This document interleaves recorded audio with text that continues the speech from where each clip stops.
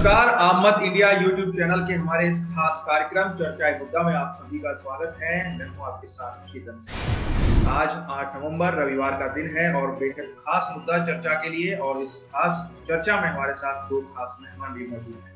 हमारे साथ राजस्थान के वरिष्ठ पत्रकार और कई बड़े ब्रांड्स में राजस्थान पत्रिका समेत कई जगह अपनी सेवाएं दे रहे हैं और बहुत अच्छा बेहतरीन काम किया है। हमारे साथ इस वक्त वरिष्ठ पत्रकार शरद शर्मा जी हमारे साथ हैं। शरद सर, बहुत बहुत स्वागत, वक्त निकाला, समय दिया इस चर्चा में जुड़ने के लिए। हमारे साथ आमद इंडिया के संपादक पुलकित शर्मा जी भी मौजूद हैं। पुलकित जी, आपका भी बहुत बहुत स्वागत है। दोस्तों, आज चर्चा का जो विषय है वो है एग्जिट पोल। एग्जिट पोल के नतीजे आ गए हैं। थर्ड चैनल के जैसे ही कल वोटिंग खत्म हुई, उसके बाद अलग अलग सर्विस ने अपने अपने नतीजे जनता के सामने रख दिए, और उन नतीजों में सबसे बड़ी चीज जो सामने निकल करके आई वो महागठबंधन की जीत है। सभी नतीजों में एक तरफा जो बहुमत का जो आंकड़ा है उसको पार करके बहुत अच्छी स्थिति में महागठबंधन नजर आ रहा है। एनडीए की स्थिति बेहद कमजोर नजर आ रही है। क्यों ये आंकड़े ऐसे नजर आ रहे हैं, इस पर हम चर्चा करेंगे। पहला सवाल शरद सर आपसे। भले ही एग्जिट पोल हो, जो सही नतीजे हैं वो 10 तारीख को आएंगे, लेकिन क्या ये नतीजे आपको ये लग रहा है कि एज इट इज परिवर्तित हो जाएंगे 10 तारीख को, या कुछ 19-20 की गुंजाइश नजर आ रही है? देखिए चेतन, सबसे बड़ी बात यह है कि एग्जिट पोल जो निकाला जाता है तो उसमें बहुत सेलेक्टेड वोटर्स होते हैं। नंबर ऑफ वोटर्स की संख्या इतनी ज्यादा नहीं होती है, तो एटलीस्ट हम ये मान के चलते हैं कि 10-20% ऊपर नीचे का फिगर होता ही होता है। और इसके कारण ये है कि कई बार परिणाम, जैसे अब कल ही मैं देख रहा था जब इनको चैनल्स को, तो 2-3 बार ऐसा भी रहा है कि एग्जिट पोल उल्टा चला गया। लेकिन ये है कि अब तक जो पिछले कुछ सालों का अनुमान जो चल रहा है उसमें यही माना जा रहा है कि एग्जिट पोल ऑलमोस्ट 90-95% तक रिजल्ट दे रहा है। तो काफी हद तक ये माना जा सकता है। हालांकि कई जैसे कांटे की टक्कर वाली सीटें आती हैं तो कहीं ना कहीं ऊपर नीचे होता है, लेकिन मैं मानता हूँ ऑलमोस्ट 90% काफी हद तक सही रहा है। चाहे लोकसभा पोल की बात करें हम या विधानसभा की पोल्स की बात करें, तो काफी हद तक परिणाम वैसे ही रहे हैं। लेकिन इसमें तीन मैं सर्वेज का यहाँ पर जिक्र करूंगा सर। एक तो सबसे पहले जो सबसे महत्वपूर्ण है, जिसके आंकड़े भी बहुत सटीक हैं, 2014 के बाद अलग अलग, चाहे वो सेंटर के इलेक्शन हो या स्टेट के, वो आज तक और एक्सेस माई इंडिया, ये बहुत सटीक इसका विश्लेषण रहता है। इसने जो कल आंकड़े दिए उसमें इसने एनडीए को 69 से 91 सीटें दी, और जो महागठबंधन है आरजेडी कांग्रेस लेफ्ट पार्टियों का, उसको 139 से 161 सीटें दी हैं। एलजेपी को 3 से 5 और अन्य को 6 से 10। दूसरा सर्वे टाइम्स नाउ और सी वोट, ये भी बहुत महत्वपूर्ण है। इसने एनडीए को 116 सीटें दी हैं, और जो महागठबंधन है उसे 120, एलजेपी को 1, अन्य को 6। और इसमें सबसे जो रोचक आंकड़े आए हैं वो टूरेज चाणक्य के हैं। सर आपको पता है एक वक्त पे चाणक्य का बहुत नाम था एग्जिट पोल और ओपिनियन पोल को लेकर के। उसको बाद में टेक ओवर कर लिया चाहे एक्सेस माई इंडिया ने, लेकिन अभी भी उसकी एक बहुत ब्रांड वैल्यू है। उसके आंकड़े इतने रोचक हैं जिसमें वो एनडीए को महज 55 सीटें दे रहा है और महागठबंधन को 180 सीटें, एलजेपी को कुछ नहीं दिया और अन्य के खाते में 8 सीटें दर्ज कर दी। ये तीन आंकड़े मैंने आपके सामने रखे। आपका ओपिनियन अब इस पर क्या है? देखिए, मैंने कहा ना, एजेंसीज जो हैं, कई रिलायबल एजेंसीज हैं जिन्होंने ये आंकड़े निकाले हैं और वो पहले भी अपने सर्वे में सक्सेसफुल रहे हैं। और मेरा अब भी यही मानना है कि 90% तक काफी हद तक इनके सर्वे सही माने जा सकते हैं। लेकिन क्योंकि नंबर ऑफ वोट्स की बात करें, वोटर्स की अपन बात करें, तो ये अराउंड फिगर होता है 40,000 या 50,000 वोटर्स को ये लेकर इस तरह का सर्वे बनाते हैं। हालांकि इनका पास्ट एक्सपीरियंस काफी अच्छा है। एक दो परिणामों को छोड़ के काफी हद तक इन लोगों ने किया भी है, कवर अप भी किया है उस चीज को। लेकिन जहां तक मैं बात कर रहा हूँ कि बिल्कुल ही क्लीन स्वीप वाली बात है, तो वो तो एक्सट्रीम लेवल पे तब होता है जबकि वोटिंग स्विंग कर गई हो, एक्स्ट्राऑर्डिनरी वोटिंग हुई हो, 10%, 15% ज्यादा वोटिंग हो गई हो, तो मैं मानता हूँ कि क्लीन स्वीप वाली स्थिति होती है। लेकिन अभी वर्तमान के परिदृश्य की बात की जाए तो 2-3 पॉइंट ऐसे हैं जो बिहार चुनाव में काफी हद तक प्रेजेंट गवर्नमेंट जो है उसके लिए नेगेटिव आ रहे हैं, चाहे वो सेंटर के पॉइंट ऑफ व्यू से हो या स्टेट के पॉइंट ऑफ व्यू से। तो उसी के अकॉर्डिंग काफी हद तक जो है ये सर्वे में 90% से ज्यादा, मैक्सिमम से मैक्सिमम 90% पे सही मानूंगा। पुलकित जी, आंकड़े तो आपने होंगे और आपने देख भी लिए होंगे, और हम लगातार वेबसाइट पे भी हमने सभी जो एग्जिट पोल के आंकड़े हैं वो भी दर्शकों और पाठकों के सामने रख दिए हैं। किस तरीके से, बहुत शॉर्ट में मैं आज जवाब चाहूंगा क्योंकि उसके बाद हम प्रमुख मुद्दों पर चर्चा करेंगे। कैसे देख रहे हैं आप इन आंकड़ों को? क्या आसपास नजर आ रहे हैं एग्जिट पोल में जिस तरीके से महागठबंधन को जीत दर्शाई गई है, या आपको भी लगता है कि कुछ 19-20 होने की संभावना है 10 तारीख को नजर आ रही है? चेतन, आपको याद होगा कि हमने जब बिहार चुनाव के ऊपर जब पहला अपना एपिसोड बनाया था, ये चर्चा मुद्दा का, जब हमने पहली जब चर्चा करी थी, तो हमारे साथ राजीव तिवारी सर थे। राजीव तिवारी सर ने हमको तभी ये बात कही थी, बार जो चुनाव के जो परिणाम है वो एनडीए यानी कि जेडीयू और बीजेपी के फेवर में नहीं आने। बात सिर्फ ये नहीं थी काम किया या नहीं किया, लेकिन कई मुद्दे उन्होंने बेसिकली जो वो चुनाव जो लड़ रहे थे वो राष्ट्रवाद को लेकर के लड़ रहे थे। उनके पास कोई मुद्दे थे जो जिसके लिए वो उन्होंने कुछ काम किया हो, हमने ये काम किए हैं और को इसलिए वोट मिलना चाहिए। बेसिकली वो राजपूत को उन्होंने मुद्दा बना दिया था, वहां पर पूरा प्रोपोगंडा। लेकिन कोई इस बार अगर हम पूरे का पूरा अगर एग्जिट पोल्स को उठा के देखते हैं तो मैंने जहां तक मैं देखे इसकी 10 में से 6 एग्जिट पोल ने एग्जैक्टली महागठबंधन को जीतने की बात कह दी। अगर हम 3 की बात करें, बाकी 3 की बात करें तो 3 में से लोग ये कह रहे हैं कि महागठबंधन को बढ़त मिल सकती है। और एक क्योंकि मैं बताऊं आपको, भास्कर का एक ओपिनियन पोल यानी एग्जिट पोल, उसने तो उल्टा कर दिया, सुपड़ा साफ कर दिया और एनसीपी को भी बहुत बड़ी सीटों के लिए बता दिया। लेकिन अगर हम पूरा अगर उठा के देखिए, पूरा अगर हम भी एक विश्लेषण करें तो जैसे कि शरद सर ने कहा कि जितने भी चाहे टुडे चाणक्य है या एक्सिस माई इंडिया है, आज तक है या सी वोटर है, ये जो इन सभी के जो आंकड़े हैं वो एक ही बात को और एक ही चीज को बता रहे हैं कि इस बार बिहार की जो जनता है उसने अपना माइंडसेट बदला है। नीतीश कुमार इस बार वो यंग तेजस्वी यादव को अपना मुख्यमंत्री देखना चाहते हैं। एक और बात इसमें जोड़ना चाहूंगा जी।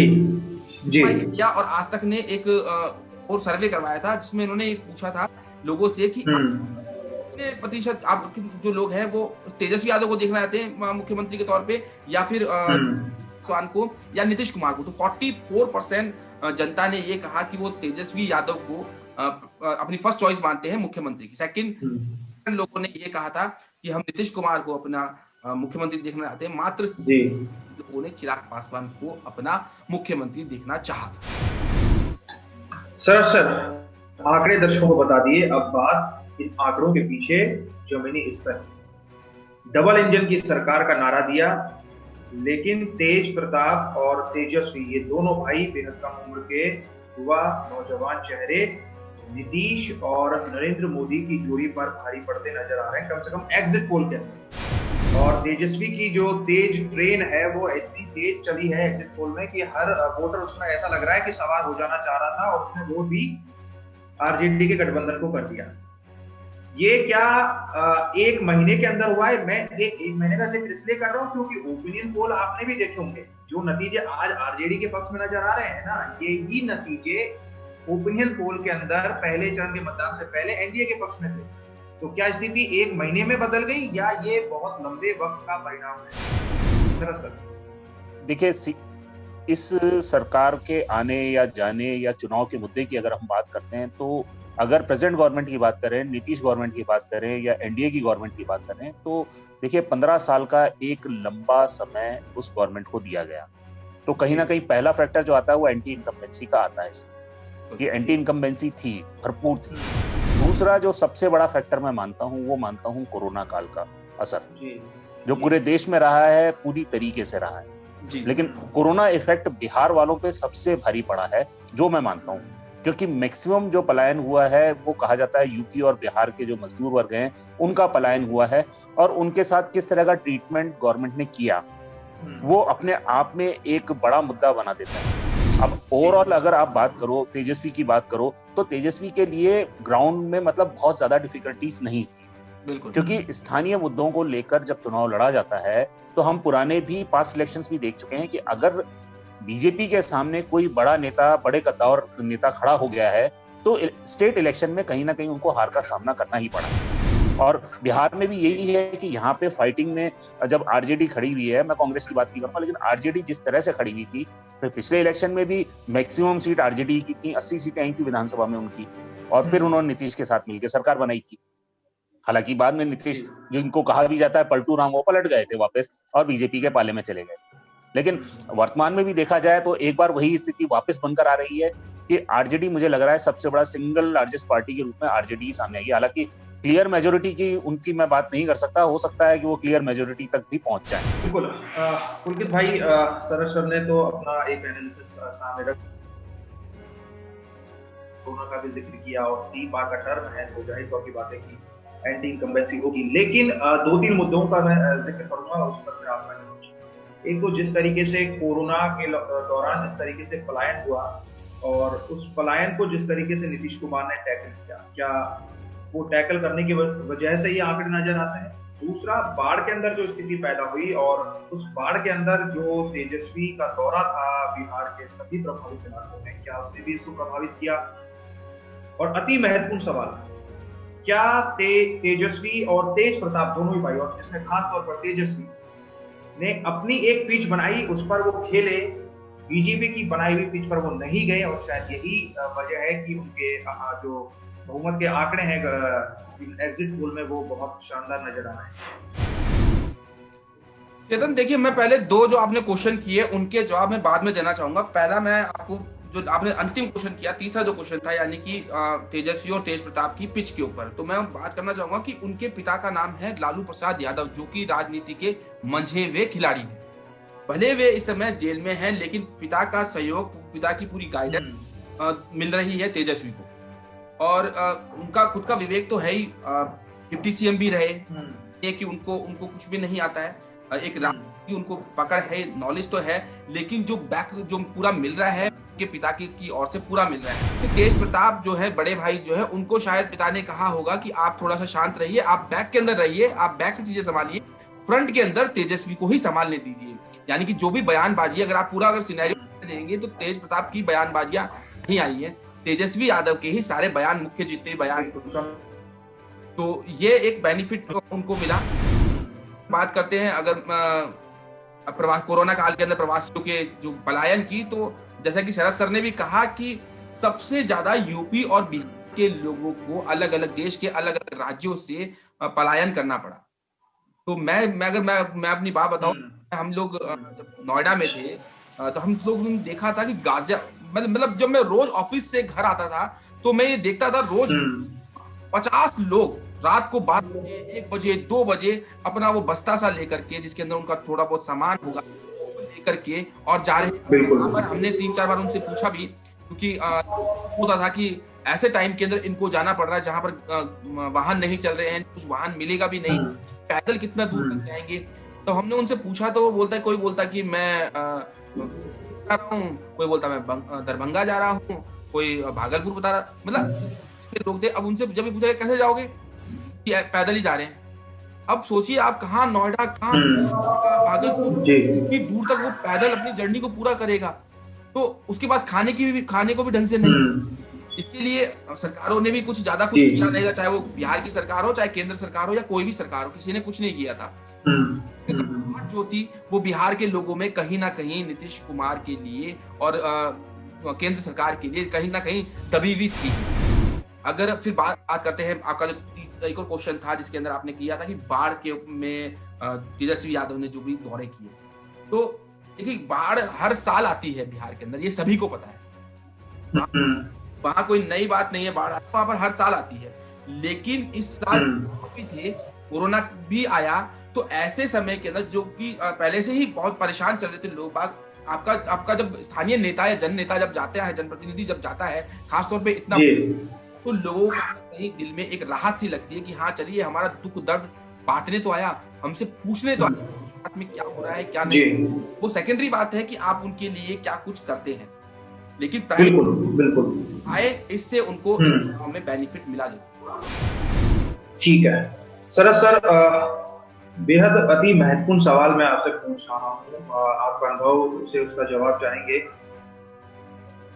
पूरी मीडिया के अंदर नीतीश कुमार जब से एग्जिट पोल आया है, नीतीश कुमार एक तरीके से विजन दिखाने की कोशिश में लोग लगे हुए हैं, चाहे वो बीजेपी के हों पर्दे के पीछे से या बहुत बड़े बड़े जो मीडिया हाउसेज हैं वहां पे, लेकिन जिक्र नहीं हो रहा है वो है मोदी जी का।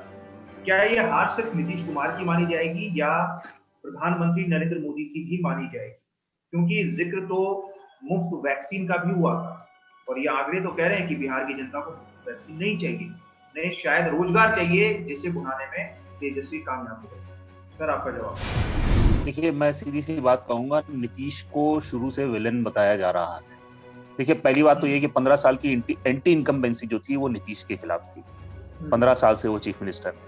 दूसरा, मैंने कहा दल बदलने में वो बहुत माहिर हैं, पाला बदलने में।